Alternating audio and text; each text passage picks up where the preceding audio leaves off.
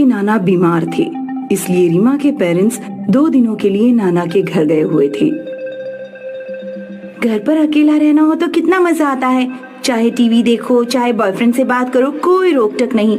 आज खाना भी नहीं बनाऊंगी, पिज्जा मंगवाती हूँ और उसके साथ कोल्ड ड्रिंक भी।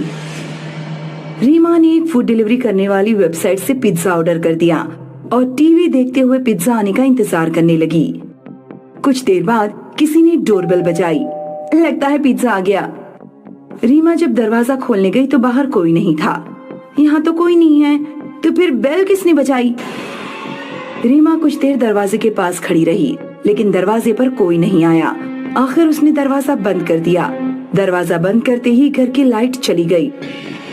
ओह गॉड, ये लाइट को क्या हो गया? अब मैं टीवी भी नहीं देख पाऊंगी। रोहित को फोन करती हूँ। रीमा अपने बॉयफ्रेंड को कॉल लगाने ही वाली थी, तभी उसे किचन से बर्तनों के गिरने की आवाज सुनाई दी। रीमा को थोड़ा डर लगा, क्योंकि घर पर कोई नहीं था और लाइट भी नहीं आ रही थी।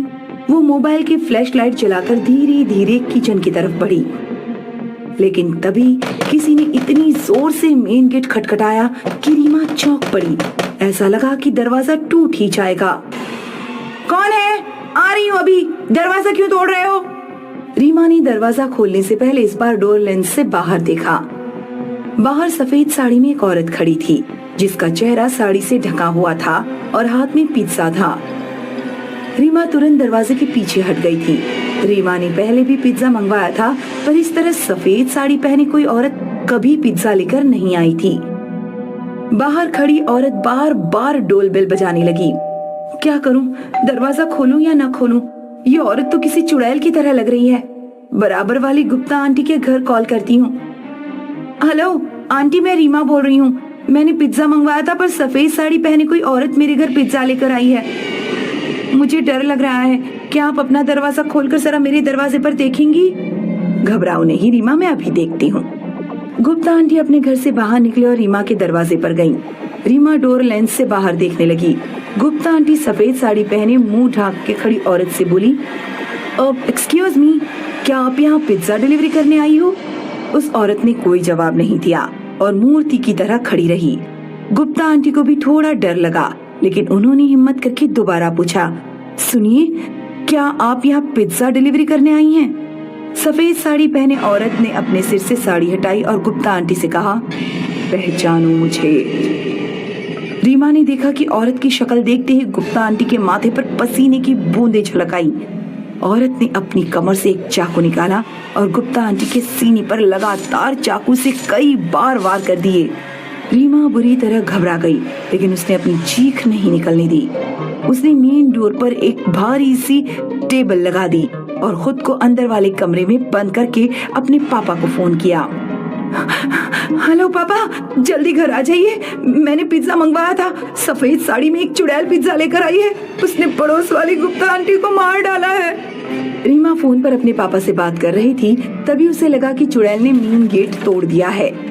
रीमा ने कमरे की फर्श पर लेटकर दरवाजे के नीचे से बाहर देखा। उसे चुड़ैल के पैर दिखाई दिए, जो उसी रूम की तरफ बढ़ रहे थे जिसमें रीमा बंद थी। रीमा ने रूम में कोई भारी चीज ढूंढी, ऐसी चीज जिससे चुड़ैल पर हमला किया जा सके। उसे अपने पापा की गोल्फ स्टिक दिखी। रीमा गोल्फ स्टिक लेकर दरवाजे के पीछे खड़ी हो गई। जैसे ही चुड़ैल कमरे में घुसी, रीमा ने गोल्फ स्टिक से चुड़ैल की गर्दन काट डाली, लेकिन चुड़ैल के धड़ ने अपना सिर उठाया और वापस जोड़ दिया। मैं पहले ही मर चुकी हूँ, अब मुझे मारने का कोई फायदा नहीं। कौन हो तुम और मेरे घर पर क्यों आई हो? तुमने गुप्ता आंटी को क्यों मार डाला?